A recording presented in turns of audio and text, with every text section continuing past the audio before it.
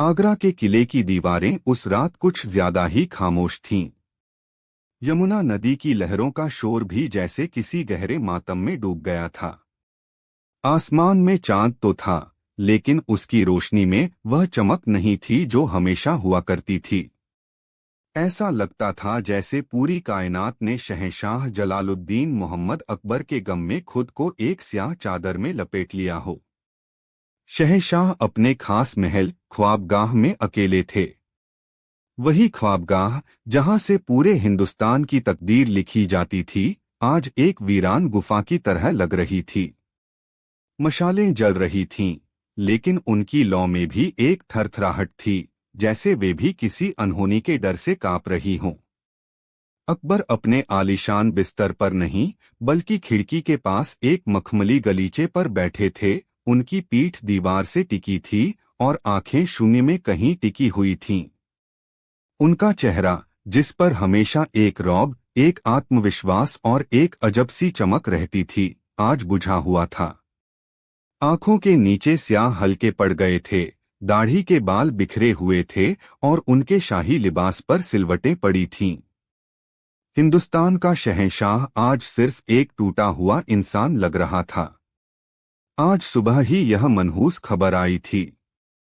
बीरबल नहीं रहा। यह खबर एक बिजली की तरह पूरे साम्राज्य पर गिरी थी। बीरबल जो सिर्फ एक मंत्री नहीं था, जो सिर्फ नवरत्नों में से एक नहीं था। बीरबल तो अकबर की आत्मा का एक हिस्सा था। वह उनकी परछाई था, उनका दोस्त, उनका गुरु, उनका आलोचक और कभी कभी तो उनका आईना भी।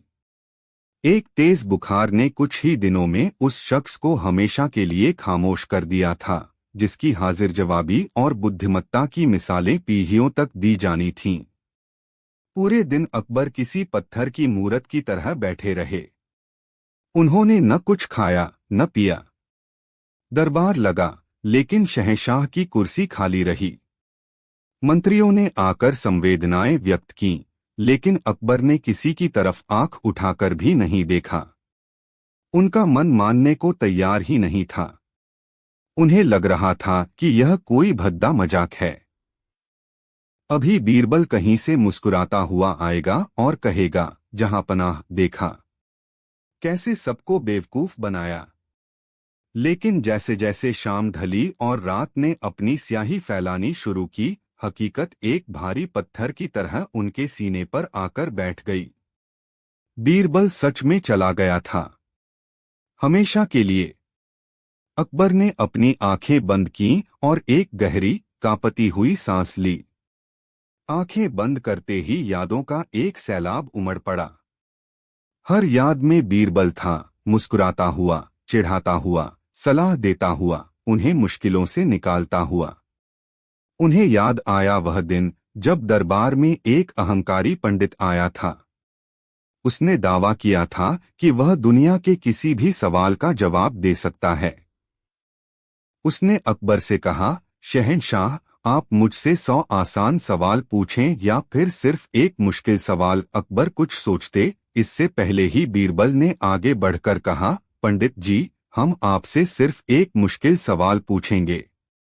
आप यह बताइए कि मुर्गी पहले आई या अंडा। पंडित निरुत्तर हो गया था। तब बीरबल ने मुस्कुराते हुए कहा था, जहां पनाह, इन्होंने एक मुश्किल सवाल का वादा किया था, हमने पूछ लिया। अब जवाब देना इनका काम है। उस दिन बीरबल की चतुराई पर अकबर घंटों हंसते रहे थे। आज उस हंसी की याद उनके गले में एक फांस की तरह अटक गई। अकबर को वह रात भी याद आई जब वे दोनों भेष बदलकर आगरा की गलियों में घूम रहे थे। उन्होंने एक गरीब की बेटी की शादी में मदद की थी और लौटते समय एक संकरी गली में कुछ लुटेरों ने उन्हें घेर लिया था। अकबर तलवार निकालने ही वाले थे कि बीरबल ने जोर से चिल्लाना शुरू कर दिया, चोर, चोर, पकड़ो। हमारा सारा माल इन भले आदमियों ने लुटेरों से बचाया है। इनाम मिलेगा। बादशाह सलामत इनाम देंगे। लुटेरे घबरा गए। उन्हें लगा कि यह कोई चाल है और पीछे से सिपाही आ रहे हैं। वे सब कुछ छोड़कर भाग खड़े हुए। उस रात अकबर ने बीरबल से पूछा था, बीरबल तुम लड़ भी तो सकते थे। बीरबल ने जवाब दिया था, जहां पनाह तलवार से आप दुश्मन का सिर काट सकते हैं, लेकिन अक्ल से आप दुश्मन के इरादे ही काट सकते हैं। खून बहाने से बेहतर है पसीना बहाकर हल निकाला जाए। यह बुद्धिमानी, यह नजरिया अब कहां से मिलेगा? कौन होगा जो उन्हें बताएगा कि सल्तनत के फैसले सिर्फ तलवार की नोक पर नहीं बल्कि दिमाग की ताकत से लिए जाते हैं? अकबर ने अपनी मुट्ठियां भींच लीं। एक गुस्सा, एक बेबसी उनके अंदर उबल रही थी। उन्हें बीरबल पर गुस्सा आ रहा था। कैसे जा सकते हो तुम, बीरबल? तुमने मुझसे पूछा तक नहीं। वादा किया था तुमने कि जब तक यह सल्तनत है, जब तक मैं हूं, तुम मेरा साथ नहीं छोड़ोगे। झूठे, धोखेबाज, तुम अकेले ही चले गए और मुझे इस भीड़ में तन्हा छोड़ गए। उनकी आंखों से आंसू की एक गर्म बूंद फिसलकर उनके हाथ पर गिरी। हिंदुस्तान का शहंशाह, जिसके नाम से दुश्मन कांपते थे, आज एक दोस्त के लिए बच्चों की तरह रो रहा था। रात और गहरी होती जा रही थी। ख्वाबगाह की खामोशी अब अकबर को काटने दौड़ रही थी। हर आहट पर उन्हें लगता, बीरबल आया है। पर्दे के हिलने पर उन्हें लगता, बीरबल उसके पीछे छिपा है और अभी बाहर निकलकर उन्हें चौंका देगा। लेकिन कुछ नहीं हुआ। वहां सिर्फ खामोशी थी, एक अनथीन भारी खामोशी। अकबर उठे और महल के झरोखे के पास जाकर खड़े हो गए। नीचे यमुना बह रही थी और दूर तक फैला आगरा शहर सो रहा था। उन्होंने कितनी ही रातें इसी झरोखे में बीरबल के साथ बिताई थीं। सल्तनत की योजनाओं से लेकर मन की उलझनों तक हर बात वे बीरबल से साझा करते थे। एक बार की बात है, अकबर बहुत परेशान थे। एक पड़ोसी राज्य से लड़ाई का खतरा मंडरा रहा था और खजाना भी खाली हो रहा था। उस रात अकबर ने बीरबल से कहा, बीरबल लगता है सल्तनत के बुरे दिन आ गए हैं। समझ नहीं आता क्या करें। बीरबल ने यमुना की लहरों की ओर देखते हुए कहा था, जहां पनाह, क्या आपने कभी नदी को गौर से देखा है? जब इसके रास्ते में कोई बड़ी चट्टान आती है तो यह उससे लड़ती नहीं है। यह अपना रास्ता बदल लेती है, चट्टान के बगल से होकर गुजर जाती है, लेकिन रुकती नहीं, अपनी मंजिल की तरफ बढ़ती रहती है। मुश्किलें चट्टानों की तरह होती हैं। उनसे टकराने में ताकत बर्बाद करने से बेहतर है कि अक्ल का इस्तेमाल करके उनके बगल से निकल जाया जाए। अगले दिन बीरबल की सलाह पर अकबर ने लड़ाई के बजाय उस राज्य के साथ एक व्यापारिक समझौता किया था, जिससे दोनों सल्तनतों को फायदा हुआ और खजाना भी फिर से भरने लगा। आज उस झरोखे में अकबर अकेले खड़े थे। सामने कोई चट्टान नहीं थी, लेकिन उनका पूरा वजूद एक जगह ठहर गया था। उन्हें रास्ता दिखाने वाली नदी अब सूख चुकी थी। अकबर को लगा जैसे उनका दम घुट रहा है। वह ख्वाबगाह से बाहर निकले और महल की छतों पर टहलने लगे। ठंडी हवा उनके चेहरे से टकरा रही थी, लेकिन उनके अंदर जल रही आग को बुझा नहीं पा रही थी। वह चलते रहे, बिना किसी मंजिल के, बिना किसी सोच के। उनके कदम उन्हें दीवाने खास की ओर ले गए। वही दीवाने खास जहां नवरत्न बैठते थे, जहां सल्तनत के सबसे बड़े फैसले होते थे। अकबर अंदर गए। मशालों की धीमी रोशनी में उन्हें सारी कुर्सियां दिखाई दे रही थीं। उनकी नजर एक खास कुर्सी पर जाकर ठहर गई। वह बीरबल की कुर्सी थी। वह खाली थी। उस कुर्सी को देखते ही अकबर को एक और किस्सा याद आया। एक बार एक दरबारी ने, जो बीरबल से बहुत जलता था, अकबर के कान भरे थे। जहां पनाह, आप हर बात में बीरबल से ही सलाह क्यों लेते हैं? हम सब भी तो आपके वफादार हैं। वह तो बस बातों के धनी हैं। अकबर के मन में भी थोड़ा संदेह आ गया। अगले दिन दरबार में उन्होंने एक लकीर खींची और सबसे कहा, इस लकीर को बिना मिटाए छोटा करके दिखाओ। सब दरबारी एक दूसरे का मुंह ताकने लगे। यह कैसे संभव था? तभी बीरबल आए। उन्होंने स्थिति को समझा और उस लकीर के नीचे एक और लंबी लकीर खींच दी। पहली वाली लकीर अपने आप छोटी दिखने लगी। उस दिन अकबर समझ गए थे कि बीरबल की महानता दूसरों को छोटा करने में नहीं, बल्कि खुद को इतना बड़ा बना लेने में है कि दूसरे अपने आप सही नजर आने लगें। आज वह कुर्सी खाली थी। कोई और उस पर बैठ सकता था, लेकिन क्या कोई उस कुर्सी का मान रख पाएगा? क्या कोई अकबर के जीवन में खिंची मुश्किलों की लकीर के सामने उससे भी बड़ी समझदारी की लकीर खींच पाएगा? अकबर धीरे धीरे उस कुर्सी के पास गए और उन्होंने उस पर हाथ फेरा। लकड़ी ठंडी थी। उस पर कोई गर्मी नहीं थी, कोई जीवन नहीं था। यह सिर्फ एक कुर्सी थी। बीरबल के बिना यह सिर्फ लकड़ी का एक टुकड़ा था। अकबर वहीं जमीन पर बैठ गए, अपना सिर उस कुर्सी पर टिकाकर। थकान और गम ने उन्हें पूरी तरह से तोड़ दिया था। उनकी आंखें भारी हो रही थीं। कब उनकी आंख लग गई, उन्हें पता ही नहीं चला। और फिर उस गहरी, दुख भरी नींद में अकबर ने एक सपना देखा। उन्होंने देखा कि वह यमुना के किनारे उसी जगह खड़े हैं जहां वह और बीरबल अक्सर बैठा करते थे। सूरज डूब रहा था और आसमान में हजारों रंग बिखरे हुए थे। माहौल में एक अजीब सी शांति थी। तभी उन्हें अपने कंधे पर एक जाना पहचाना स्पर्श महसूस हुआ। उन्होंने मुड़कर देखा। वहां बीरबल खड़ा था। वही सफेद लिबास, वही चेहरे पर शरारती मुस्कान और वही आंखों में गहरी समझदारी की चमक। वह बिल्कुल वैसा ही लग रहा था जैसा हमेशा लगता था। अकबर एक पल के लिए सब कुछ भूल गए। खुशी की एक लहर उनके पूरे शरीर में दौड़ गई। उन्होंने आगे बढ़कर बीरबल को गले से लगा लिया। बीरबल, तुम आ गए। मैं जानता था कि तुम मुझे छोड़कर नहीं जा सकते। बीरबल ने भी उन्हें गले लगाया और फिर धीरे से अलग करते हुए कहा, जहां पनाह, मैं भला आपको छोड़कर कहाँ जा सकता हूं? मैं तो यही हूं। अकबर ने उसे गौर से देखा। लेकिन सब कह रहे थे कि तुम नहीं रहे। बीरबल मुस्कुराया। जहां पनाह, शरीर एक लिबास की तरह होता है।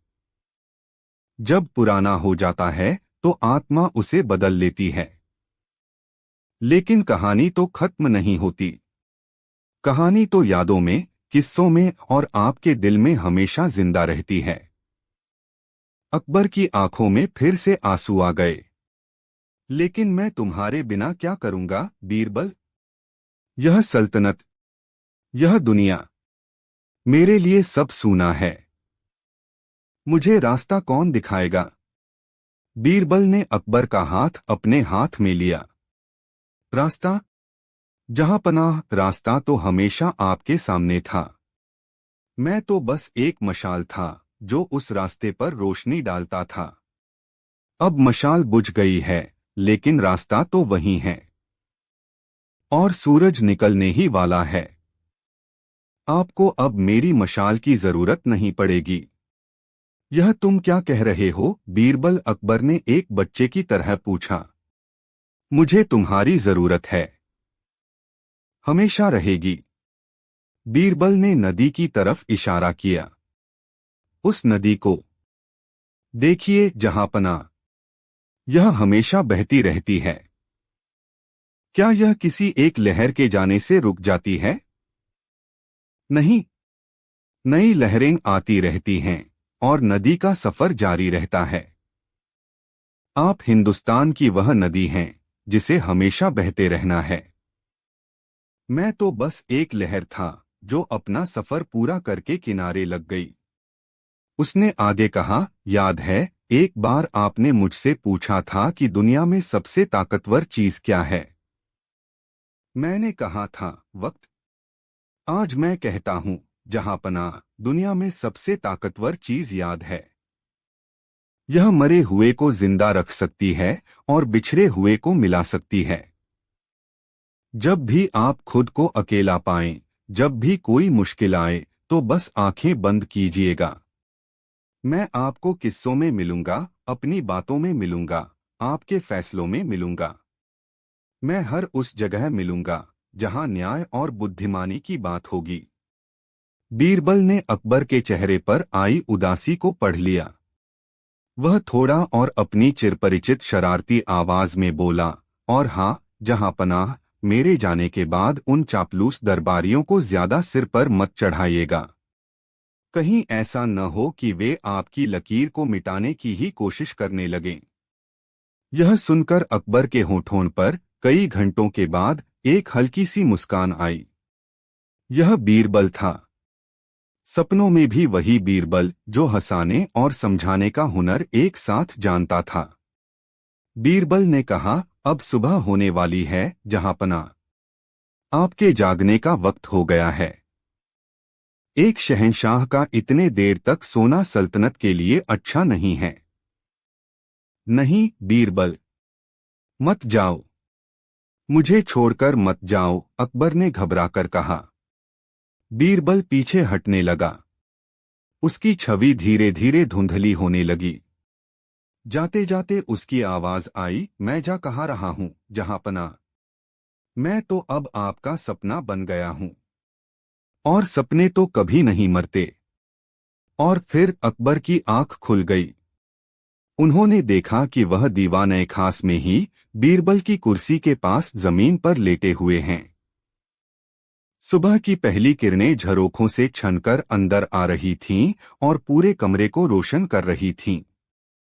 रात का अंधेरा छंट चुका था। अकबर धीरे से उठे।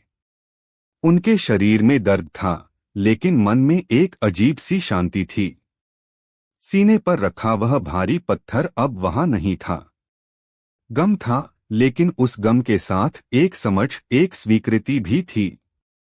बीरबल का सपना उनके लिए सिर्फ एक सपना नहीं था, वह एक हकीकत थी, एक संदेश था। वह अपनी कुर्सी की ओर नहीं गए। वह सीधे दीवाने खास से बाहर निकले और महल की सबसे ऊंची मीनार पर चढ़ गए। वहां से पूरा आगरा जागता हुआ दिख रहा था। बाजार में हलचल शुरू हो रही थी। मंदिरों से घंटियों और मस्जिदों से अजान की आवाज आ रही थी। जिंदगी चल रही थी।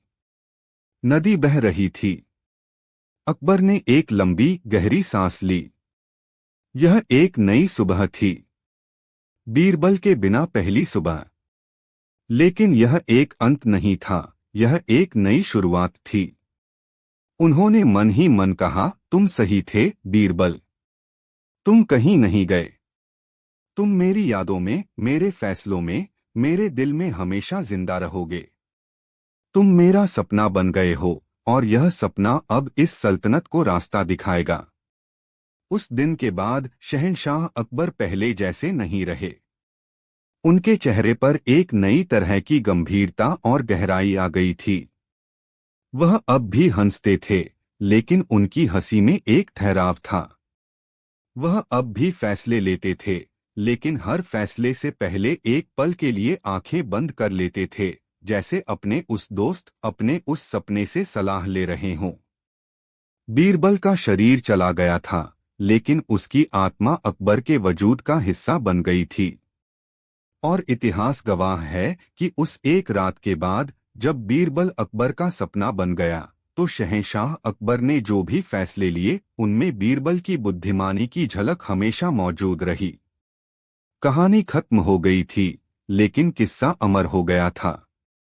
आगरा का किला अपनी पूरी शानो शौकत के साथ यमुना नदी के किनारे खड़ा था। सूरज की पहली किरणें जब उसके लाल पत्थर पर पड़ती, तो लगता मानो पूरा किला सोने का हो गया हो। शहंशाह जलालुद्दीन मोहम्मद अकबर का साम्राज्य दूर दूर तक फैला था और उनकी राजधानी आगरा उस साम्राज्य का दिल थी। दरबार में एक से बढ़कर एक ज्ञानी, शूरवीर और कलाकार मौजूद थे, लेकिन उन सब में बीरबल का स्थान सबसे अलग था। बीरबल न सिर्फ शहंशाह के सलाहकार थे, बल्कि उनके मित्र भी थे। उनकी हाजिर जवाबी और बुद्धिमत्ता के किस्से पूरे हिंदुस्तान में मशहूर थे। एक सुबह जब दरबार अपने पूरे वैभव के साथ सजा हुआ था, शहंशाह अकबर के चेहरे पर चिंता की लकीरें साफ दिखाई दे रही थीं। उनके सिंहासन के पास खड़े दरबारी भी एक दूसरे से कानाफूसी कर रहे थे। माहौल में एक अजीब सी खामोशी और तनाव था। आमतौर पर शहंशाह का चेहरा आत्मविश्वास और तेज से दमकता रहता था, लेकिन आज वह मुरझाया हुआ था। बीरबल ने दरबार में प्रवेश किया और शहंशाह को अदब से सलाम किया। उन्होंने तुरंत ही माहौल की गंभीरता को भांप लिया। उन्होंने अकबर के पास जाकर धीरे से पूछा, जहांपनाह, क्या बात है? आज सुबह सुबह सल्तनत के सूरज पर यह चिंता के बादल कैसे छा गए? अकबर ने एक गहरी सांस ली और कहा, बीरबल, क्या बताएं? बड़ी विचित्र और शर्मनाक घटना घटी है। कल रात मलिका आलिया के खास कमरे से उनका सबसे कीमती हार कोह